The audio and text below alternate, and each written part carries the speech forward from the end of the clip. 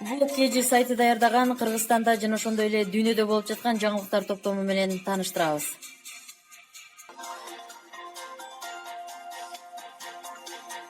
Бүгүн 8-июлда Бишкек шаарында жалпы республикалык тестирлөөдөн жогорку упай топтогон мектеп бүтүрүүчүлөрүнө президент Сооронбай Жээнбеков алтын сертификаттарды тапшырды. Анда мамлекет башчысы биз элибиздин билимдүү жаштары менен өлкөбүздүн бардык тармагын өркүндөтөбүз. Андыктан жаш муундардын татыктуу билим алуусуна эмгектенүүсүнө шарттарды түзүү артыкчылыктуу багытыбыз болуп саналат деп билдирди.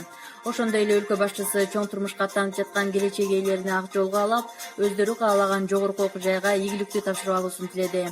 Мамлекеттик саясаттын негизги принциптеринин бири ийкемдүү, ачык, үзгүлтүксүз өнүгө турган билим берүү системасын түзүү.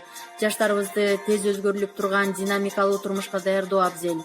Жаңы технологиялар дүйнө экономикасынын жүзүн өзгөртүп, таптакыр жаңы билимдердин жана жөндөмдөрдүн зарылдыгын жаратты. Биздин негизги максатыбыз жаштарга заманбап жана сапаттуу билим берүү, деди президент Сооронбай Жээнбеков. Ал ошондой эле билимдүү жаштар өнүккөн өлкөнүн пайдубалы экенин кошумчалап, бүтүрүүчүлөрдү мекенге татыктуу кызмат кылууга чакырды. Жалпы республикалык тестирлөөдөн жогорку балл алган бүтүрүүчүлөргө алтын сертификаттан тышкары акчалай сыйлык жана чөнтөк телефондор белек кылынды.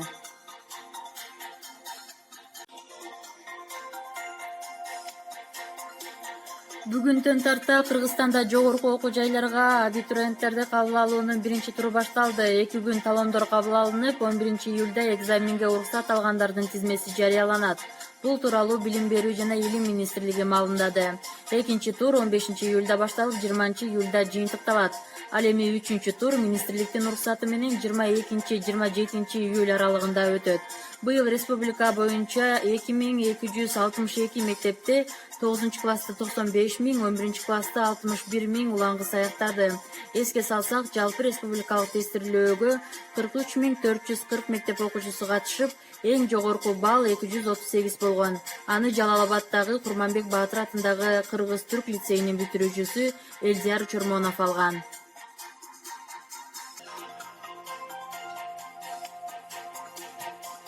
Жеңишбек Молдокматов менен Равшан Жээнбековдун ортосунда чыр чыкты. Марал радиосунун түз эфиринде Замандаш саясий партиясынын төрагасы Жеңишбек Молдокматов менен Равшан Жээнбеков кайым айтышты. Биринчиден, Равшан мырза, сиз ар кайсы партияда секирип жүргөндө Замандаш туруктуу позициясында өзүнүзү каржылап келген 2003-төн бери. Кыргызстандын тарыхын угуп туруңуз. Кыргызстан тарыхында Замандаштай бир дагы партия жок, структуралуу, системдүү жана мындай өзүнүн тууру бар. Каржы жагынан эгерде иш-чаралар боюнча кызыга турган болсоңуз, мигранттар боюнча мигранттар өзүлөрү каржылап атат. Келиңиз көрсөтүп берели. Көргүчтү. Өзүңүз колуңардан келип, колуңардан келип, акчаң келип атат. Кыйкырбай сөйлөңүз. Чыгаргыла акчаң актан келип аткан. Колуңардан келбейби, партия түптөй албайсыңарбы? Менин акчам жок партия. Мен ачык эле айтам. Менин акчам жок. Менин акчам жок. Вот сен иштен иштеген эмес. Мен кайерден акча алып атасың? Кыйкырбай сөйлөңүздөр. Ана мындай кагаздар боюнча, Равшан мырза, антетиги площадь карап жана көктөр менен отурганда кыйкырыңыз, мага кыйкырбай. Мына жазып берген Агүйдөн жазып берген кагазды алып келип атасыз. Угуп туруңуз. Эгерде сиз кагазды жаза албасаңыз, анда сиз өзүңүз да көрбөңүз. Мына бир кагаздын баарын өзүңүз жазып келесиз. Биз жазамы? Давай экөөбүз отуруп, Равшан мырза, сөзгө конок бериңиз. Маданияттуу болуңуз да. Сиздер эле кыйкырабызбы? Сиздер эмнеңиз бар менде? Жазам. Давай жазышалы. Жаатан бир унчукпай койсоңуз. Кагаз жөнүндө давай жазышалы. Жаман туруңуз эми. 2001-2005 жылы 342 объектни мен саттым эле, сиз саттыңыз. Кана эмес. Мен бир дагы сатты эле анан. Мына ошол жакта Асыл Таштын пансионат меникиби же сиздикиби? Мен бир дагы объект саттым. Мен байыдымбы же сиз байыдыңыз? Бир дагы объект саттым. Менин бизнесим жок, сиз байыгансыз. Жеңиш мырза, сиз байыгансыз. сабырдуу болуңуз, келиңиз кал. Саламатсызбы? Колуңуздан келбей партия. Саламатсызбы? Угатабыз сизди. Жеңиш мырза. Жеңиш мырза. Помощник болгонсуз. Айрамакайым алдында жүргөнсүз. Жеңиш мырза, микрофонду өчүрсөңүз.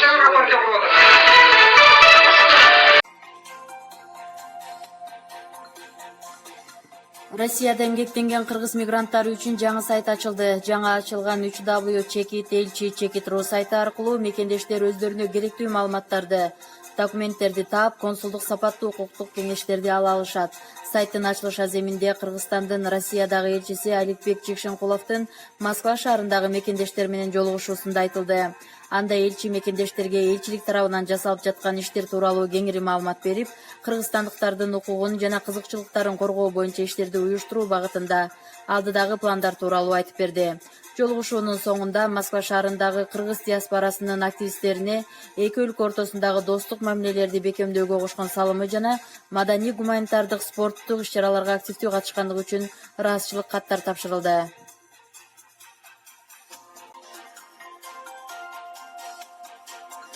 Өнөктөш өлкөлөрдүн бири болгон Россия Федерациясына Кыргызстандан өндүрүлгөн айыл чарба азыктарын экспорттоодо кыйынчылыктар жаралууда.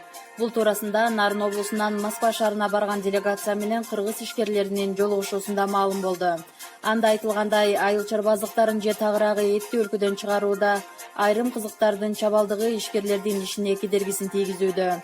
Тактап айтканда, өлкөбүздүн фитосанитария кызматынын күбөлүгү Россия өлкөсүндө таанылбагандыктан ишкерлер Казакстандын кызматтарын пайдаланып келишүүдө. Мындай түмөн түшүп жараткан маселе ишкерлердин капчыгынын жукарышына жана убакыттан уктурушуна алып келүүдө. Эгерде бул маселе жөнгө салына турган болсо, облуста гана эмес, өлкөбүздүн экономикасынын көтөрүлүшүнө чоң салым болор делишет ишкерлер.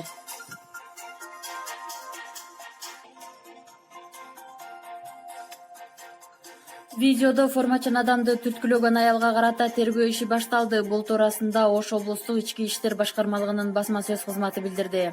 2019 жылдын 6 июль күнү соц тармактарда белгисиз аял сот аткаруучуну түрткүлөп жаткан видео таркаган.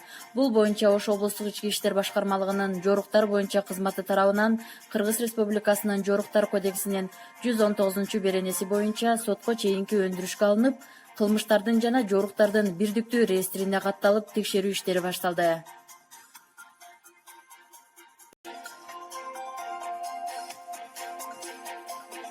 Кыргызстанга керектүү документтери жок Корея өндүрүшүнөн чыккан парфюмерияны алып кирүүгө аракет кылган жаран кармалды. Бул тууралуу мамлекеттик чек ара кызматынан билдиришти.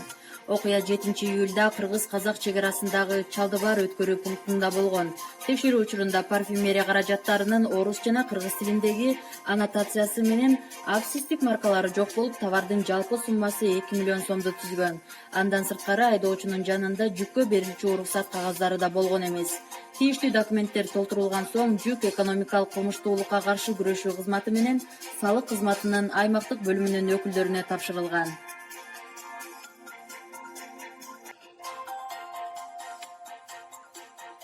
Ош шаарында унаасы менен түшүп кеткен жаран аман калды. Бул тууралуу өзгөчө кырдаалдар министрлиги маалымдашты.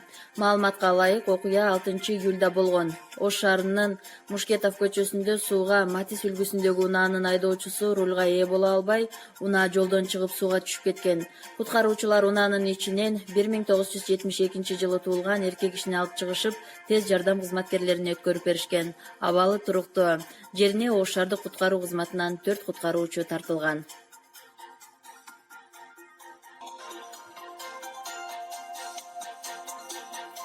Анталияда түрк жараны 23 жаштагы кыргыз жигити менен уруша кетип, тапанча менен атып кеткен. Бул тууралуу жалпыга маалымдоо каражаттары билдирет. Маалыматка ылайык, окуя 7 июлда орун алган. Анда дүкөнгө чыккан кыргыз жигитке белгисиз адам бычак сайып, андан кийин тапанча менен атып кеткен. Маркумдун сөөгү өлүкканада. Ал эми түрк басылмалары окуя Анталиянын Алания шаарындагы Конаклы районунда болгонун жазып чыгышты. Маалыматка ылайык, окуя болгон жерге тез жардам кызматы келип, кыргыз баланын каза болгонун аныкташкан. Аланиянын прокуратурасы тергөө иштерин баштап, кылмышка шектүү катары 40 жаштагы жаран кармалган. Ал сурак учурунда маркум менен пикир келишпестиктен улам уруша кетип, тапанча менен атып салганын айткан.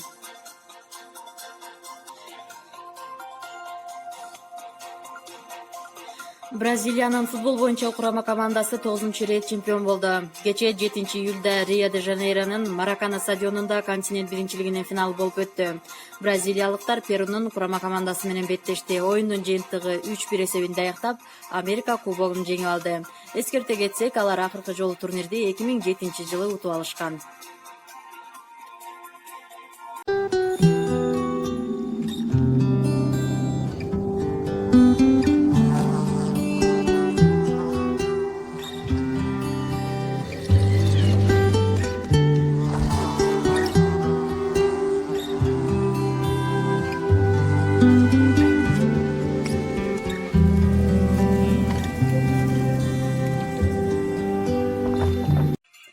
Футбол KG сайтына жазылып, акыркы болуп жаткан жаңылыктар менен кабардар болуңуздар.